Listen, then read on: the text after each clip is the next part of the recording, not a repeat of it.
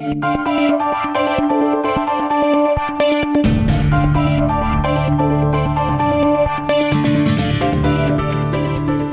no, I would be approaching it more from a sci-fi standpoint, Well, less like than a horror Westworld, standpoint. that's a reboot. Yeah, Westworld is a huge reboot. And Yeah. again, core thing, but they totally reimagine it.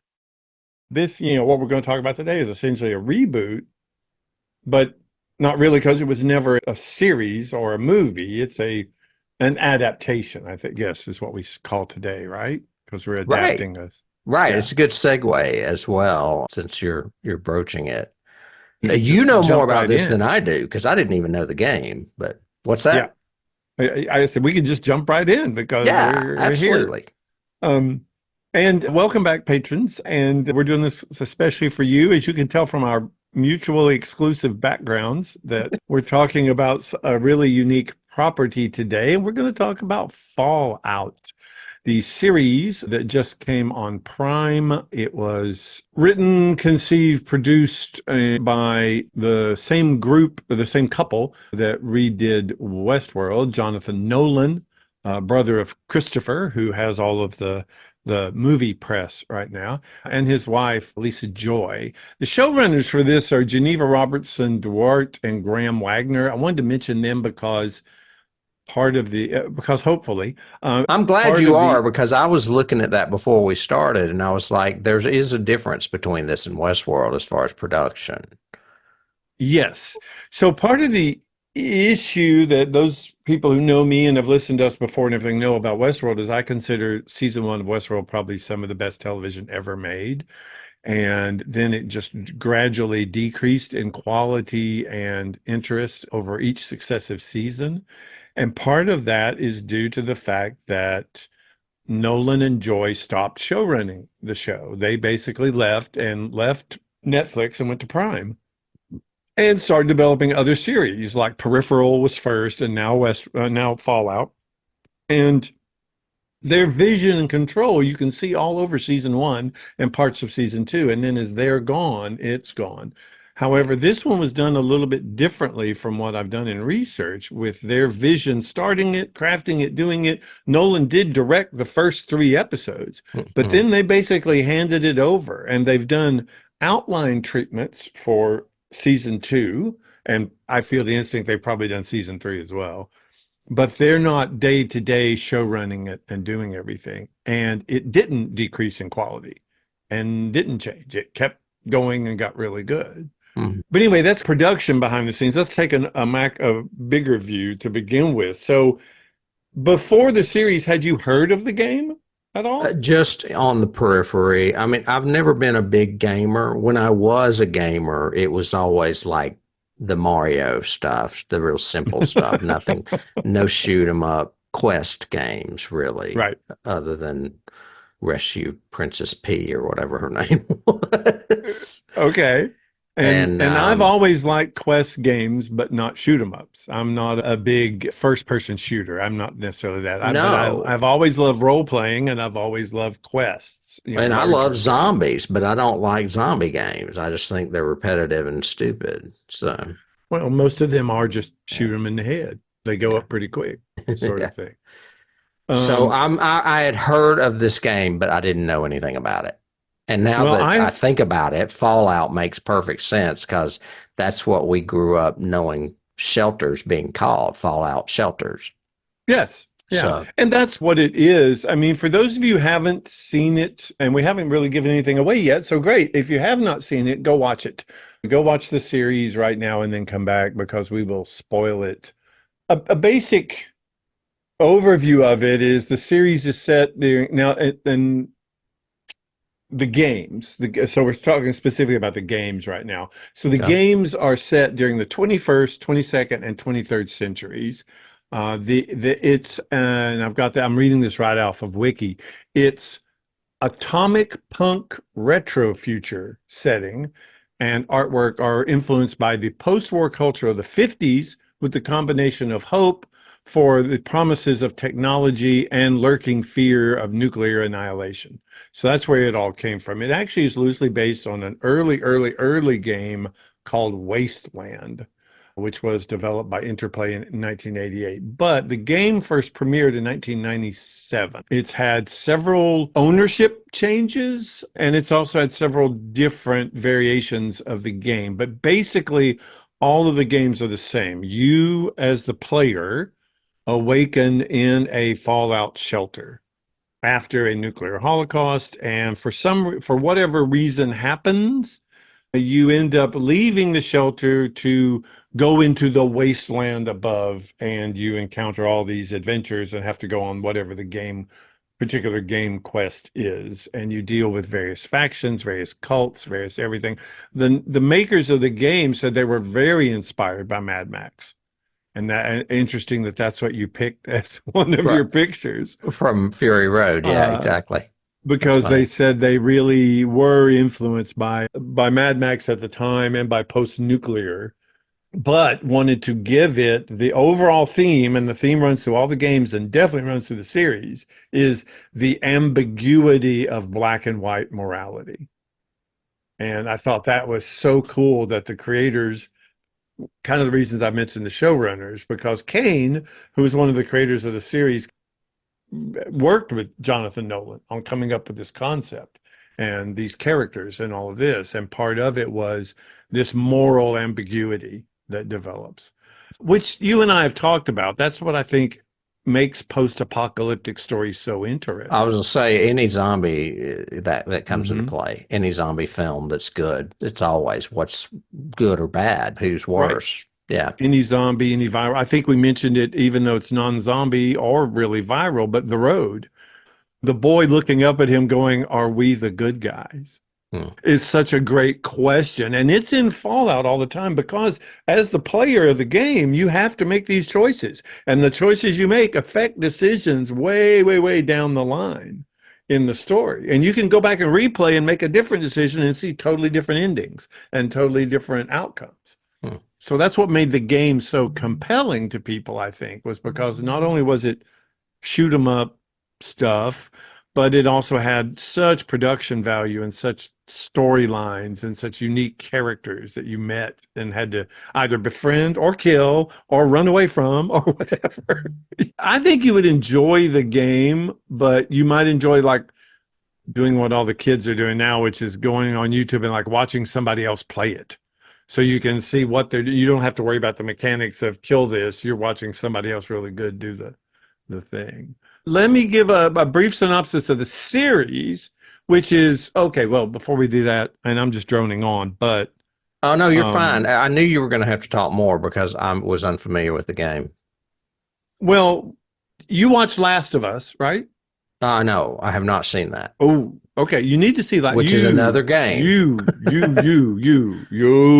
Tim's must see Last of Us. You will love it. Okay. Um, the again another game adaptation, so, and a very good game to begin with. However, the big deal about The Last of Us is if you've played the game, you love how faithful it is to the game, and it tells the story of the first game. That's what I So heard. the sad part about that is you know what's coming.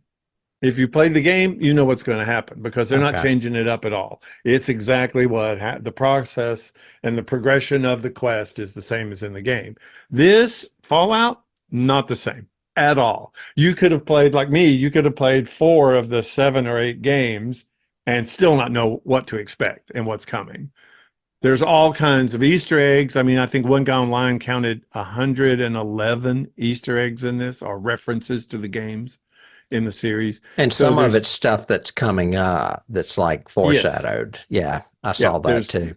there's over 100 plus references to the games, but and the feel is definitely there, and the paranoia and the distrust of anybody you happen to meet because you don't know what their intentions are, and what do you do and what decisions you make and yada yada, and all this is definitely in the series, but you can't predict anything based on previous storylines, if that makes sense. The It does. basic, just quick storyline, let me find it. I got a hand real quick for this is It is heavily implied that Fallout the series begins near the end of 2296, since a terminal mentions that in one of the episodes. Lucy McLean is a resident of one such vault, Vault 33, located in the ruined city of Los Angeles. She spent her life underground, is currently applying to have a husband from Vault 32 in an arranged marriage. After a tragic event involving a woman named Lee Moldaver, Multiple, yeah. Lucy decides to leave for the surface on a mission to save her father, Hank. As she becomes accustomed to the dangers of the wasteland, she encounters other characters, including Maximus, a young soldier of the Brotherhood of Steel, as well as the Ghoul, a ghoulified bounty hunter. The protagonist's paths converge as they chase an artifact from an enigmatic researcher named Sigid Willizig, which has the potential to reshape the power dynamic of the entire wasteland. Let me get okay, so that's basically the story. Let Hmm. me get your take on it. You hadn't played the game, so I'm really curious to see pluses, minuses, what you liked, didn't, whatever. Well, I mean, first of all, it was on Prime, so it was easy for me to watch, but having Prime, and then I saw how fast you watched it and thought, okay, it must be pretty good. I usually go towards horror more than I do sci-fi, and this has a little bit of that in it. So I was like, I'm gonna check this out. And I mean, I binged it. I watched like an episode every night for what, 6 or 8 nights, however long it was. 8, I Hmm. believe. And yeah, I think it's great. It has a zombie element to it. Not it's just a sci-fi twist on the fact that the character of the ghoul could potentially go feral like a zombie if he doesn't stay on these meds that he's on or these chemicals that he's ingesting.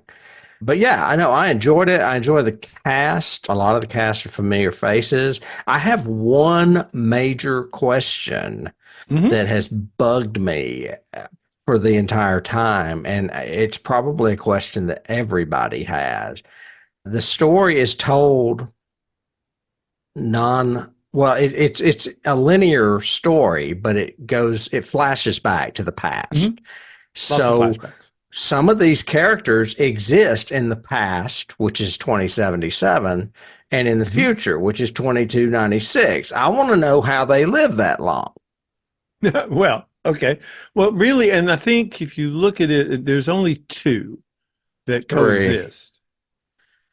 So you've got Cooper, who Yeah. is a Western actor who is Now a kind of, mutant, I guess you would say. yeah, he actually they do some backstory that Kane, the creator, is now saying is canon. It's going to be part of the franchise going forward. But we never knew who the inspiration was for the Vault Tech thumbs up guy you always see. And what you didn't get in this is a lot of the cut scenes in the games are animations with him. And it's done in that 50s, like we used to watch 50s school infomercials. Make sure you drop, roll, and da Or da duck da and during, cover. Yeah. yeah, it's all done like that for the Vault Tech. But anyway, Cooper becomes the inspiration for that icon and the spokesperson for Vault-Tec. Vault-Tec is the big enemy in this, in all of the games. Vault-Tec, you find out, oh, you think they're saying all these wonderful things about saving humanity, and they're not. Every vault itself has experiments going on in it that are horrible. They're just like Nazi fascism Mengele stuff happening. So he becomes a ghoul because his flashback and present in the series is like 200 years apart. Exactly. But you also have the same with Moldiver and eventually McLean. Both are in the past as well. I don't remember Moldiver being in the past. What was she in the past? Because I don't When remember her in the oh, past. maybe I'm mistaken, but I could have sworn that when they flash back to Cooper spying on his wife with the earpiece, I thought she was in one of those meetings that he was listening to. Maybe I'm wrong.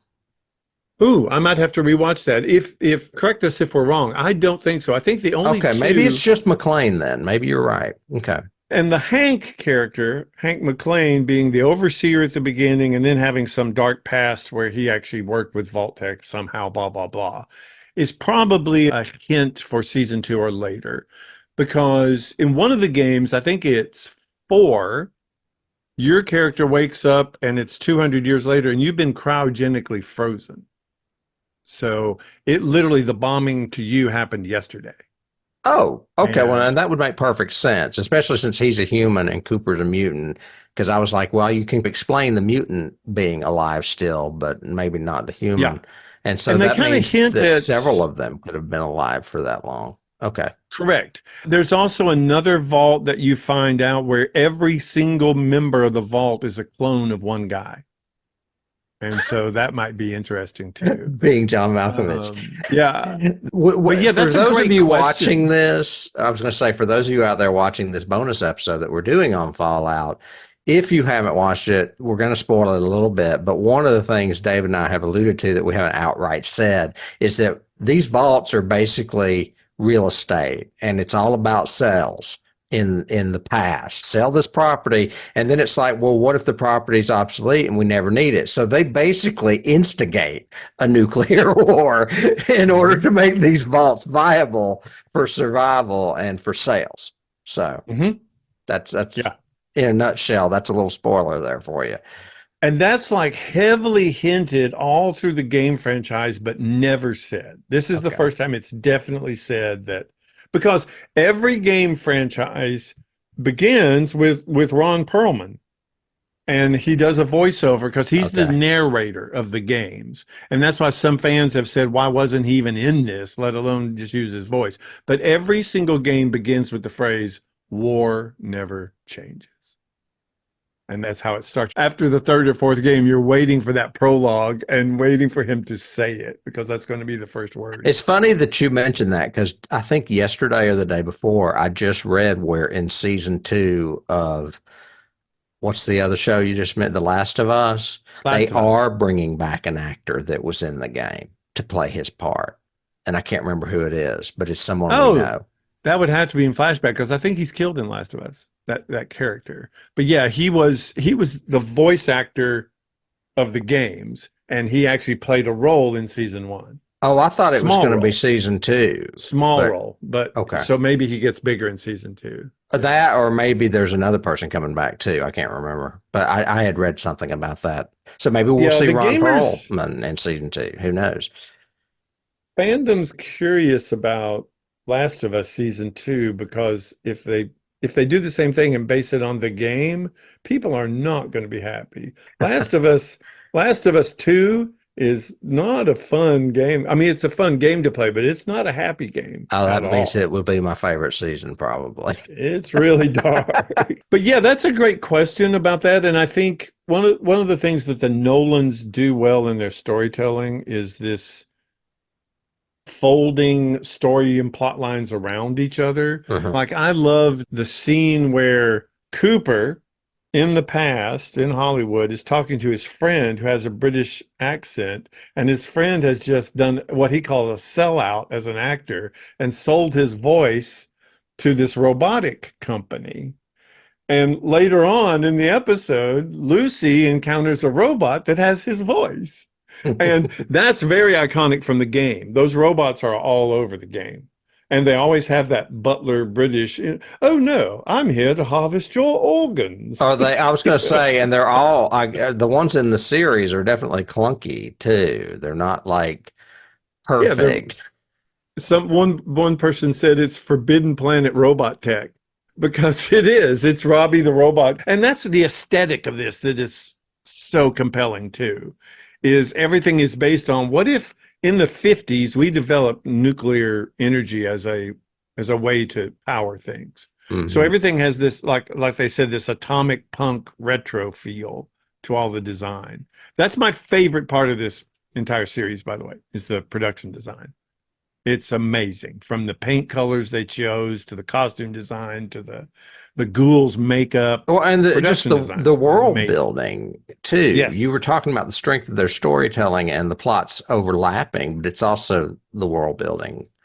I mean, the world makes sense in its presentation or whatever. We talk about how you can get away with bending the rules of reality as long as it fits the rules of the Yeah. world you're in. Yep. This works. This works well, I think. And to do an 8 episode television series where you have so many characters that are memorable, Hmm. whether it's an iconic scene they had or a line they had, or they're so ambiguous you're curious about them, like Hmm. Moldovar and her whole who was she? We only see her in the first episode and the last episode. Right. And yet she's the MacGuffin part of it, other than Hank being gone. But like Lucy's brother, the guy that befriends him, or that is his best friend that turns Those kind two of guys. traitor. Yeah. Yeah, the guy behind you Hmm. and his new live-in girl propagating wife, one-eyed. She's going to get really scary, I guarantee. In I mean, there season was two. even a brief little bit of something like Harvest Home or one of those Wicker Man type things where it's like, oh, she's going to get married and have the baby of someone she's never met from the vault next door. And I was like, Oh yeah. and they have this big celebration. I'm like, is somebody going to get sacrificed? And of course, Didn't that you was feel not that what way happened. that there was the shoe hadn't dropped yet, that there was going to be something, Yeah. And then, some of course, something offering? does happen. It ends up being a sabotage from marauders, I guess you would say. But Yeah. yeah, it's not exactly a sacrifice or like those films I mentioned, but you do get the sense that something bad's going to happen, and it does. And there's always, again, with I think with that theme of moral ambiguity, there's always a sense that people aren't being honest with each other. Even people who love each other and in relationships, like Cooper and his wife, Hmm. right? Like father and daughter, which we find out at the end. Like all of these characters, the whole vault thing gives you the feeling that something is weird about the vault. And then when they get rescued by another vault, it's totally different, but you're still going, something's not right here. Oh This yeah, and is like when really her brother creepy. visits the abandoned vault, it's like a Oh, haunted house yeah. Did with you one like of that those little part? clunky robots. Did you like that episode? Oh Yeah. yeah, yeah, absolutely.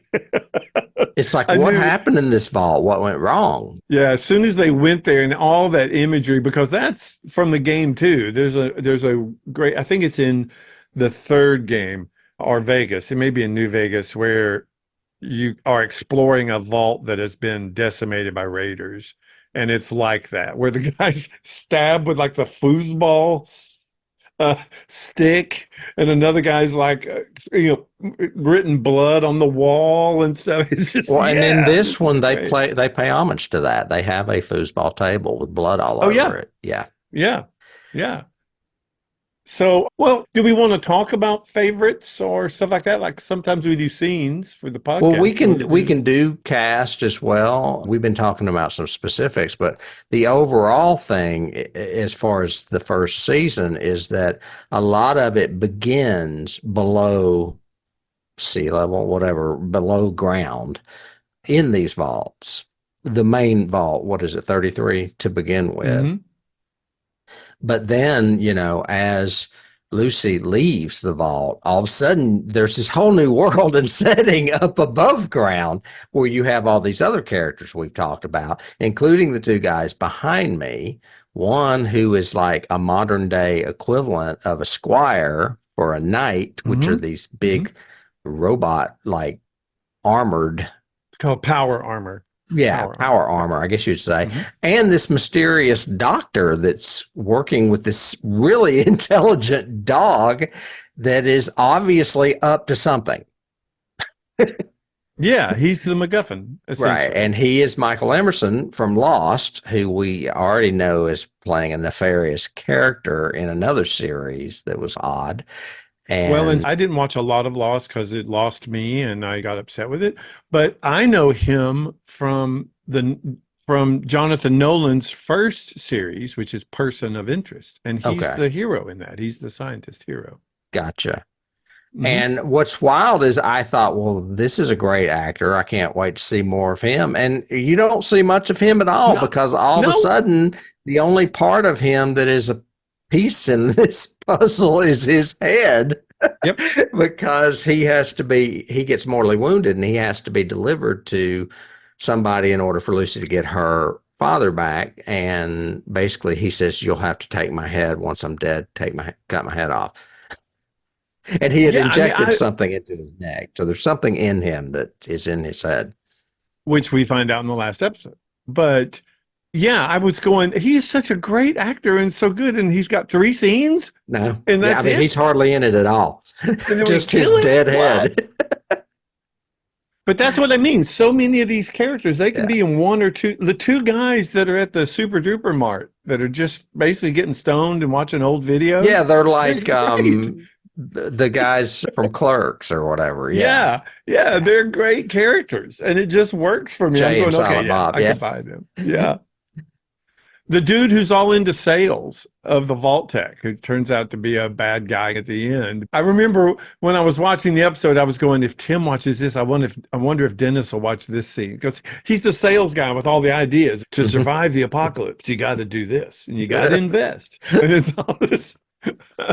But yeah, I love the characters in it. I think the characters are great. Right. But like I said, there's basically not only multiple stories going on, there's multiple settings above and below ground. Yeah, and I thought it was interesting that they set up the whole series really, but definitely set up in the first 2 episodes that we're going to follow 3 different protagonists. We're Mhm. going to follow, so we even do it with these great big title slides that come up that say like Lucy, and then we show all the vault stuff. Everything says Maximus, and we follow Maximus and the Brotherhood of Right. Steel, and then the Ghoul. And you know So, where they got the idea for that, right? mm, The good, the bad, and the ugly is where that comes from. that's great. That's a good Yeah. reference. I didn't catch that. I didn't think Yeah. about that, but that's actually true. It's Yeah. very Sergio Leone. And when you're in the wasteland, The it looks like a Wasteland. desert. Yep. Yeah. That's interesting. I had not, why did I not put that together? That's weird. That's one of the things I love about doing the podcast with you. And also what I love about intelligent scripting or writing is when they do find the time to pay homage to a classic film or a classic piece of literature, what have you. And Hmm. that was a clear homage to that movie. Yeah. Likes, dislikes, other things you got from it. Were there, you said, okay, how are both of these alive? Were there any other things from the series that you went, this makes no sense. I don't understand this or whatever. No, Okay, I good. mean, not off the top of my head. Of course, we're approaching this similarly to approaching one of our regular episodes, but we're doing an entire season at once. And the one thing, when you ask me what I like and dislike, what I Uh-huh. really, really liked is the end when she confronts Moldover and her father is in the cage and she gives Moldover the head and they start insinuating or saying that you never told your daughter the truth. He's lying to you. And then they allude to her mother being that zombie creature that's sitting at the table, all like it looked like the zombie from Return of the Living Dead, just like a desiccated old Yeah. woman that was feral and mad and Being kept zombified. alive by some chemical. Right. And I was like, holy shit, they never say it, but you know that that's her Oh mother. yeah. And I was like, wow, that blew my mind. So that was one of my favorite parts, of course, is a zombie. Go figure. Zombie. Yeah, of course it would be. Yep. Yeah. I mean, I have so many. I was looking back and trying to look at each of the. I thought it was interesting. The titles of all the episodes are like the something, and Hmm. that's it. It's usually one word. So it's like I wrote a couple of them now. So the target, the ghoul, the trap, the radio.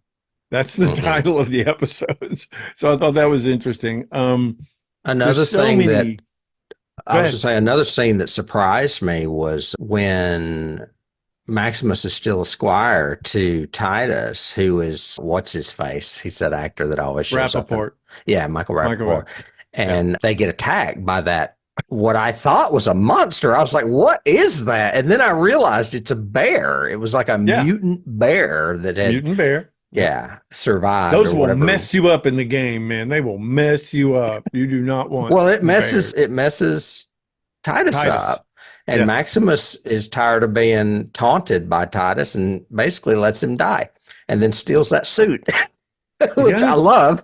So I liked a lot of the Maximus stuff because that was like a totally another world. It was like the military side of the story, Hmm. basically, because I mean that's what I would equate him with, the military, even though they're playing up to something like we talked about in another episode with knights and armor and stuff. They Yeah, we're paying introduced to homage. the we're introduced to the Brotherhood of Steel in a very Full Metal Jacket feel because it's all the grunts and the clerics aren't there yet. Clerics are the ruling class of the Brotherhood. Okay. But And yeah, Moten, I mean not Moten, but Maximus looks at it as a more chivalric duty or whatever. He wants to be a good guy, I think, a knight. I'm At curious least, about that because and that goes to one of the things I was going to say about it about pluses or minuses or whatever.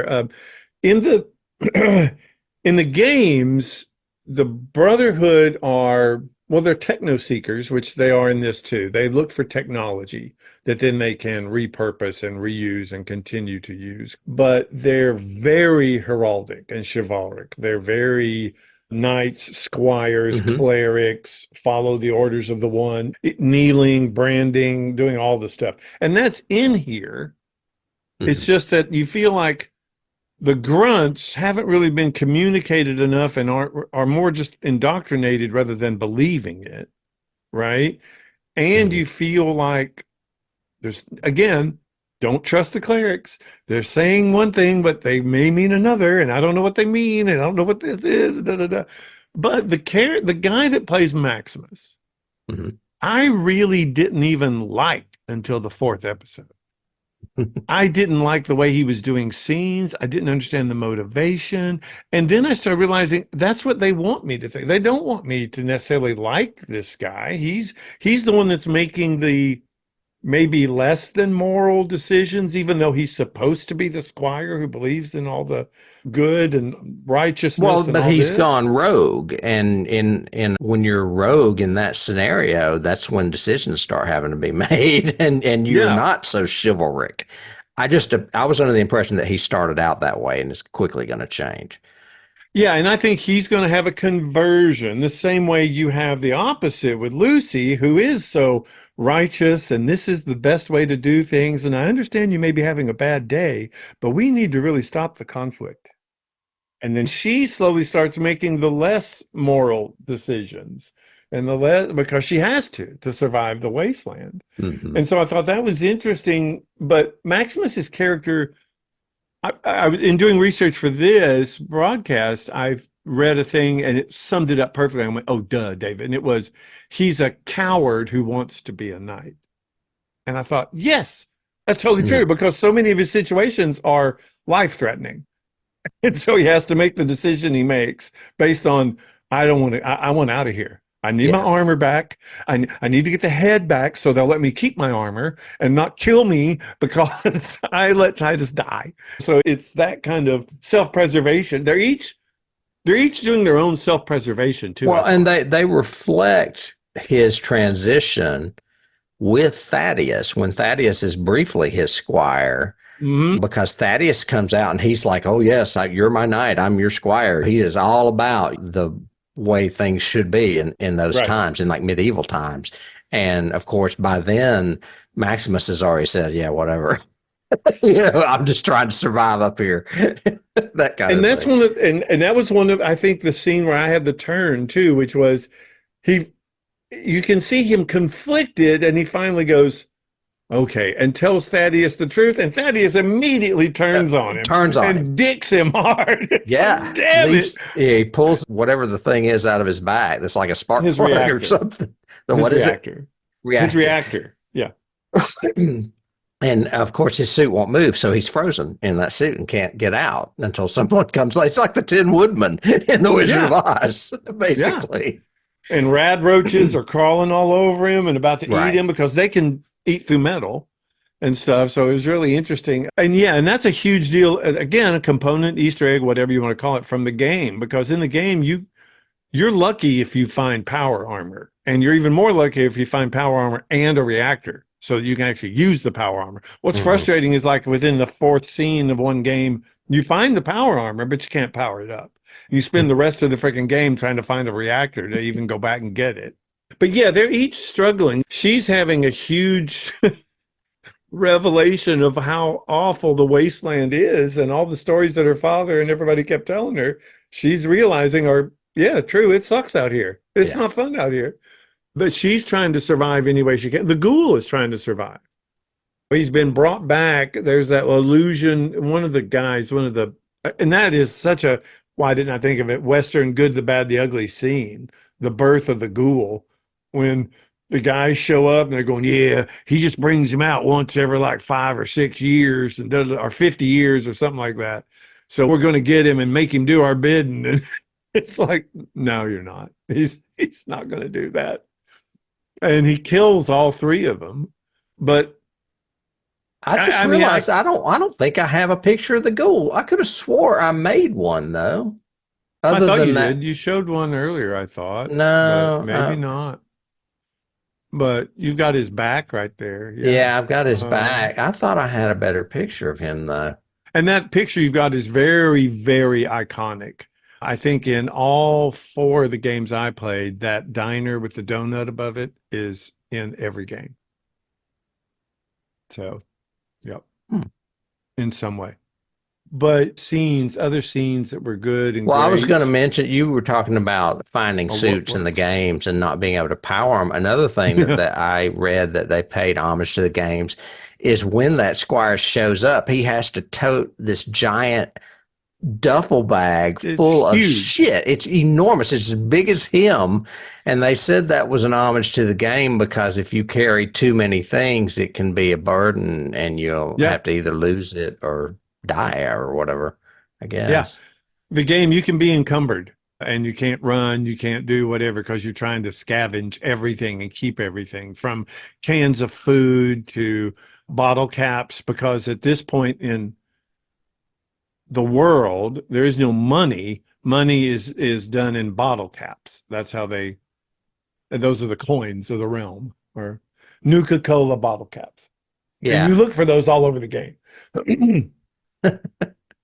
And there's all kinds of game imagery. I wrote down just a few. You've got the Pip-Boy, which is the thing that the vaulters wear on their arm. And that's essentially in the game what you use for everything. It's your tricorder, it's your map, it's your arming or your aiming device as part of your gun. It's where you can read messages from people. It's where you can tap into computer screens, all that. So everybody wears these Pip-Boys on their arms, on their wrist. It's like the ultimate super duper wristwatch. I mentioned rad roaches, Nuka-Cola, the Pip-Boy, Radaway, which is what she has to take when the ghoul makes her drink radiated water and she's dying. She has to take Radaway, Yeah, which she is a starts drug. throwing up slime. It's gross, Yeah. man. And it's a drug you have to take in the game if you spend too much time near radiated areas, whether it's in the vaults or above ground. Vault Tech, of course, stim packs. The stim pack that she opens up, I mean, that he opens up and gets, looks exactly like a freaking stim pack should. It's exactly from the game. It is so cool. But, This is the picture I was going to use of him, and I oh, yeah. clearly didn't. Yeah, I knew he'd be centered, and I picked this to use, and I guess I just never made the background, but that's the ghoul. So, Oh, yeah. He is so good. Okay, so can we talk about the yeah, cast? cast. I was going to say I've got a few notes on him if you want to do that. He's phenomenal. He Hmm. is by far so compelling all the way through. I mean, in hierarchy, I would put him, Lucy, then Maximus as the hierarchy of who I think are the most compelling, interesting performances Yeah, in the I would agree show. with that for sure. She has to go through this whole character convergence of going from innocence to, having to make some moral decisions. He has to play multiple timelines, multiple representations of himself, whether he's happy with his home life or he's the disgruntled actor or Hmm. he's the dick at the party, Yeah. whatever. And another thing I like about this, since we're talking about cast, is that I'm not familiar with a lot of these folks. Some of them I recognize, some of them I've seen them in the periphery or were on a show that I watched before, but none of them have ever struck me as a lead actor. No, no. And they are Well, like, leads in this. well, like Scoggins, is that his name? Uh, Walter Goggins, isn't it? Yeah, Walton Goggins, Goggins. Goggins. Walton Goggins. I had just seen a couple of episodes of Justified, and he's Mhm. essentially this same character. So I don't think he's stepping away out of his snarky assassin, killer, gunslinger feel for it. But I liked him in the episodes I saw of Justified. But yeah, I'm the same way. I'd never really seen him before, Mhm. really, or followed him as an actor, Mm-mm. nor her. Ella. So, Ella Purnell plays Lucy, and she is known for being in Yellow Jackets, which is a hit series over on Showtime. The Lord of the Flies thing with women, I believe, where they're like on an island and start developing their own societies or whatever, and there's cannibalism and stuff. yeah, I think I it's Lord of the Flies meets the Andes Survivors, is what I Yeah, get like from their all plane the. crashes on an island. Yeah, Yeah. exactly. However, she was in Army of the Dead too, which we did a bonus episode of. I just repressed that movie because Wait, it's is that so, Zach? yeah, No, you it's see, so screw those bad that guys. we just don't remember her in it, but she was the girl in it apparently. I guess Okay, then. the daughter of Batista probably. Yeah, probably. Aaron Moten plays Maximus. He gets second billing over Walter Goggins or Walton Goggins, which is strange. He was in a movie called Emancipation, which I have not seen. You mentioned Walton Goggins, who plays Cooper slash the Ghoul. Hmm. We know him as a character actor. As you mentioned, he was on Justified. But what I didn't realize, and maybe you will remember this now that I talk about it, he's a Tarantino favorite. He's in The Hateful Eight and Django Unchained. Oh, So yeah, he does have a great role in Hateful Eight. Yeah. I Anyway, haven't seen yeah, either one of those. So I didn't know that he I'd was. forgotten about. He's got a great line we always use among friends here, which is when you get stuck with something and like you go off on a rant, which I do a lot, blah blah blah, Mhm. and everybody's looking at you, you go, well, shoot, you guys got me all talking politics and stuff. Because that's what he says in the stagecoach. You got me talking politics. Yeah. Moises Arias plays her brother, Norm McLean. I don't Oh, really yeah. know him at all. Another really famous face that's in this is Leslie Uggams plays Betty Pearson, Yeah. who ends Yeah. up taking Hank's place as leader of the Vault 33 once he's gone.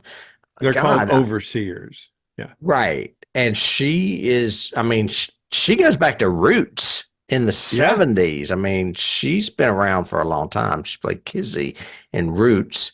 Another more familiar face from more recent times is Zach Cherry, who plays Woody, one of Hmm. the I don't have a picture of him, but he was in we've joked about how people confuse Severance and Succession. Well, he's in Yeah. both.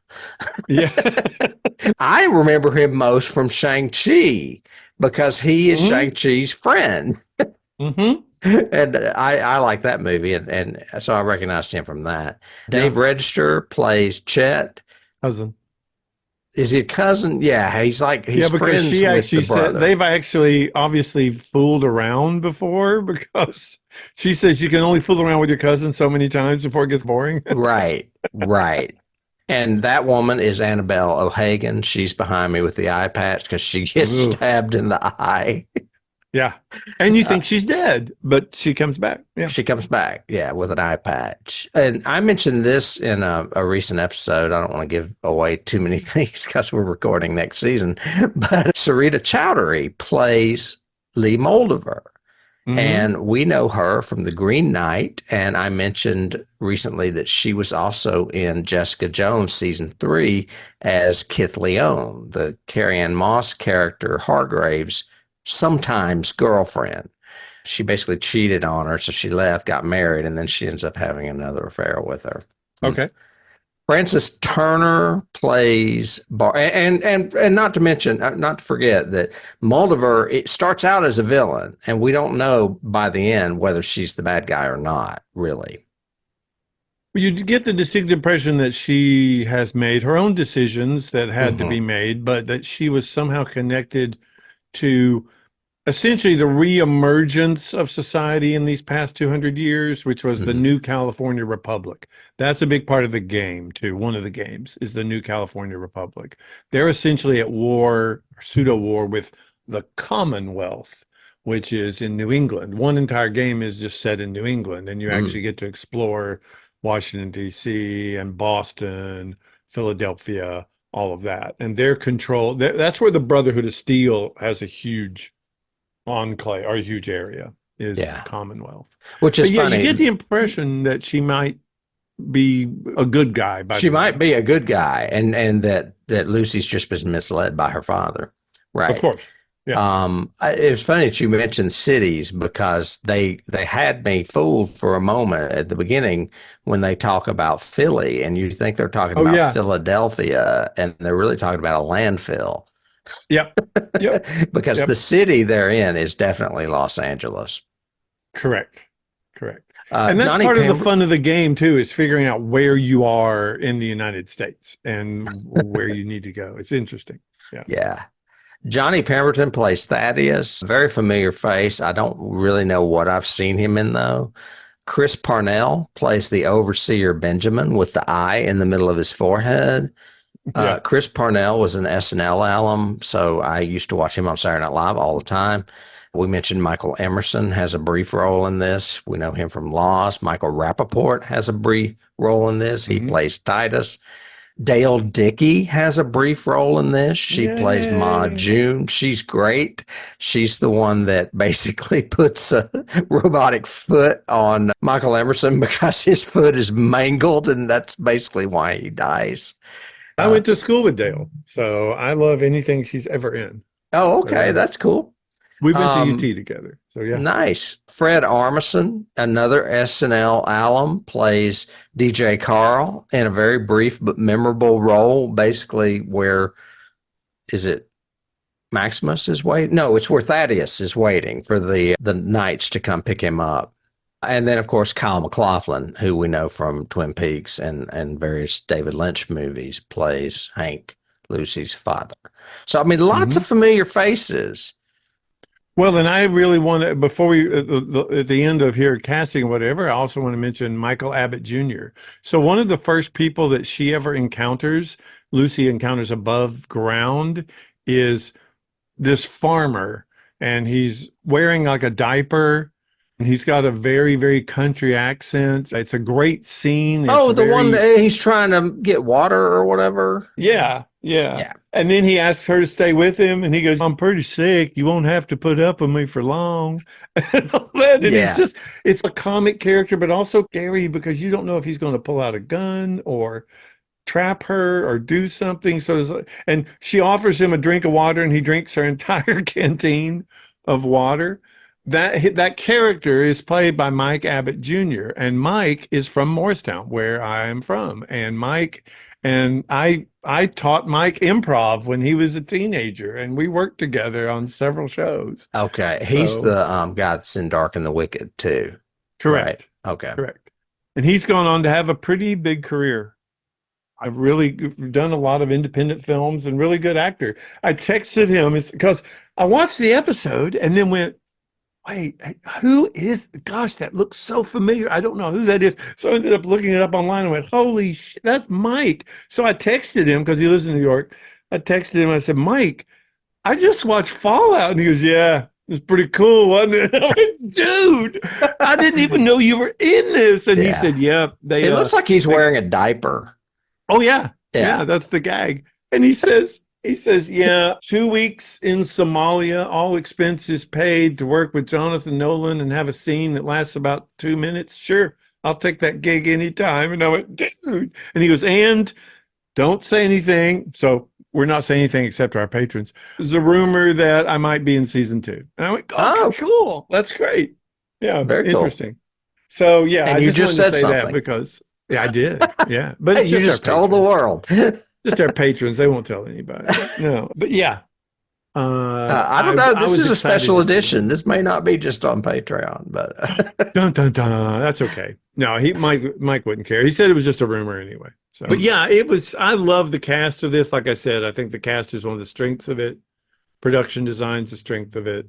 right. The story structure, the way they've done the story, which is similar to Westworld, in all these flashbacks and characters that were one way then and now in the past, and now they're totally different. We normally do awards after casting, and it didn't. Obviously, it doesn't have many awards because it just came out, but it has already been nominated for 2 Gotham awards. So Cool. that's something. That's something. Yeah. We'll give it to it. Yeah. Yeah. And then I do have a little bit of trivia and keys if you want to go that route with doing something similar to what we normally do. Yeah. And you may have already mentioned some of the trivia. Oh, no. I bet you didn't mention this. I know you didn't mention this. The Vault Tech number that's shown in the commercial, have you called it? No. Can you call it? You can call it. And That's awesome. It says you'll get a very interesting recording awaiting you. Well, I called it, and it's basically some guy screaming. Like just screaming. Yeah. Like over and over. Ah! That happens a lot in the vaults. It's pretty funny.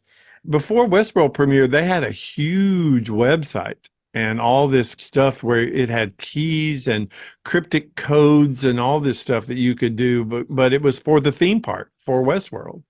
So that's interesting that they did this marketing with the number. Interesting.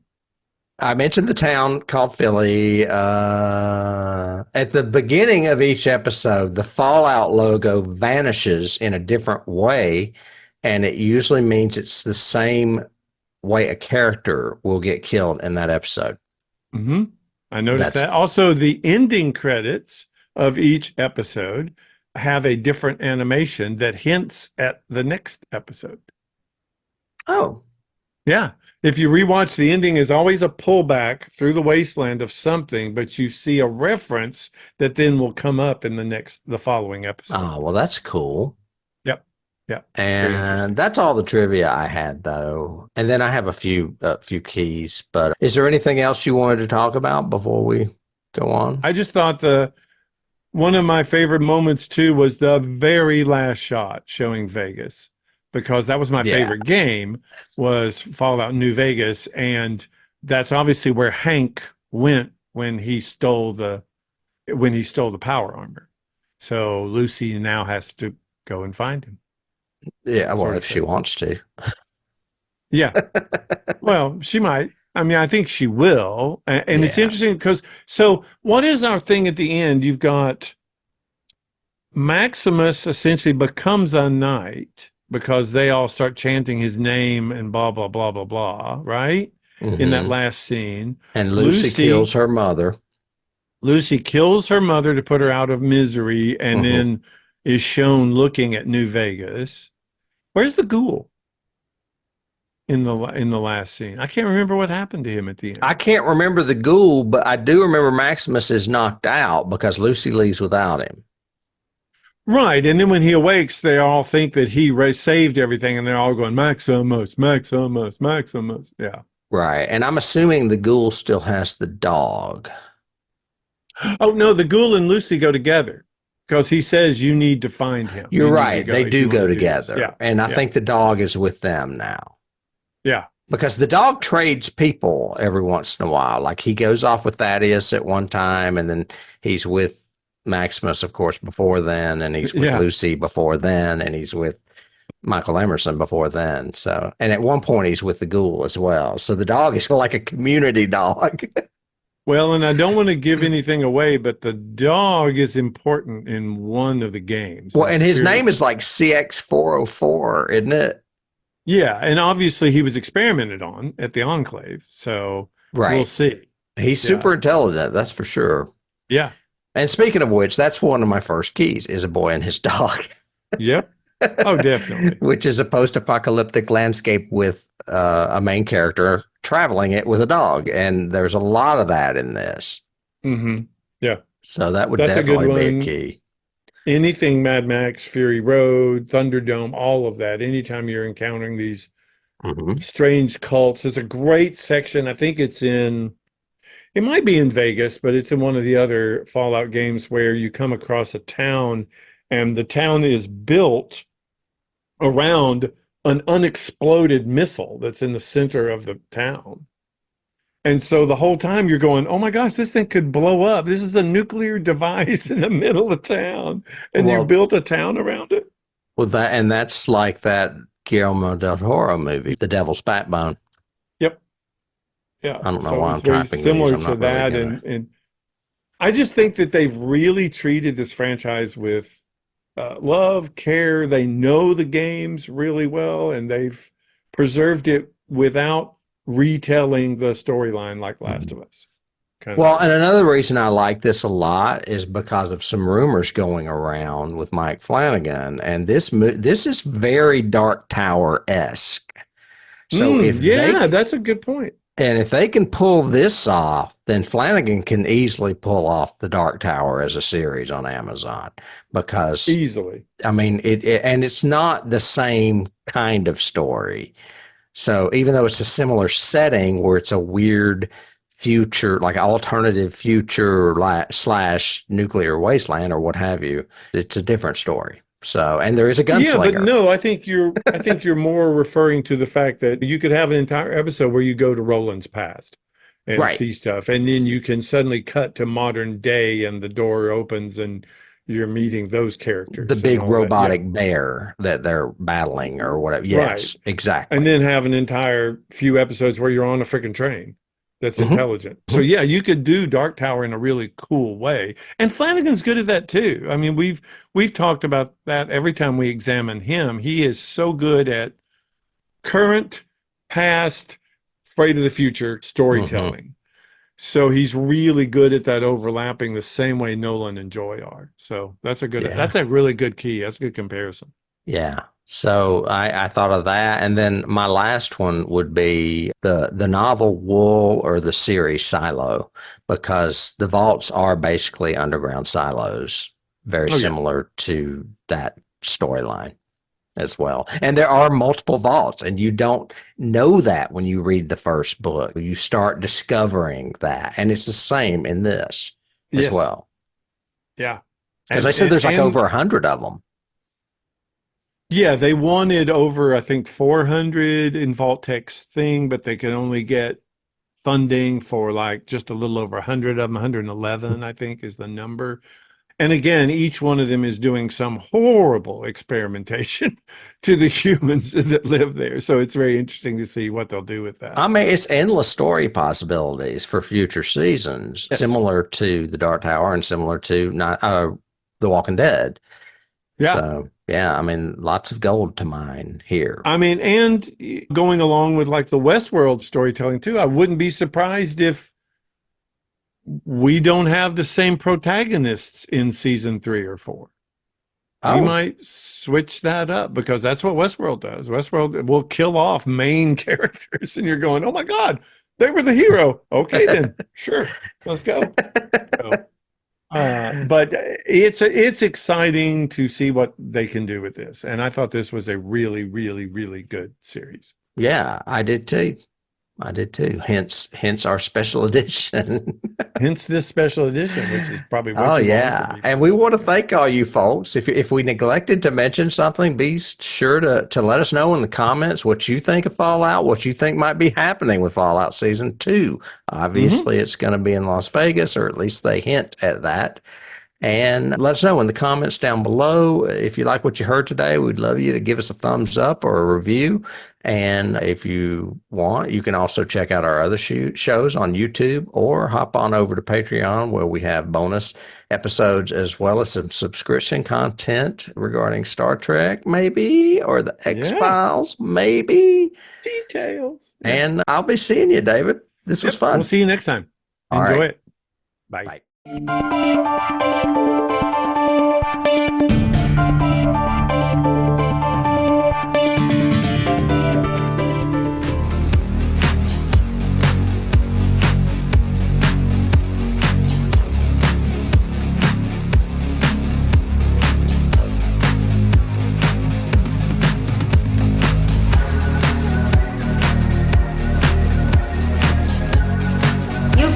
Start the car, Johnny has the keys.